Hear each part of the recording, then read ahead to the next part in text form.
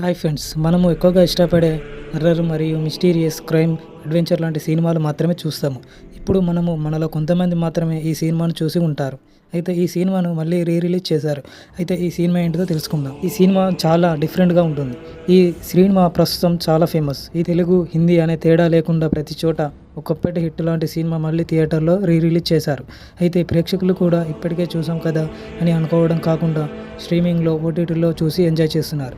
Recent టైంలో ఇది ఆ రేంజ్లో అలరించింది. ఇప్పటి వరకు అన్ని మాస్ మూవీలు వచ్చాయి, కానీ ఈ ట్రెండ్లోనే తొలిసారి ఓ హర్రర్ మూవీని రిలీజ్ చేశారు. అయితే మన సినిమాలోకి వస్తే హర్రర్ జానర్ ట్రెండ్లో సెట్ చేసిన మూవీ అంటే చాలా మందికి చెప్పే పేరు Tumbbad. Regular horror type story కాకుండా డిఫరెంట్ కాన్సెప్ట్తో తెరకెక్కించారు. అయితే నిర్మాతలకు డబ్బులు లేక 2012లో దాదాపు 6 ఏళ్ల పాటు విడుదల వారీగా షూట్ చేశారు. ఫైనల్గా ఇది 2018లో థియేటర్లో రిలీజ్ చేశారు.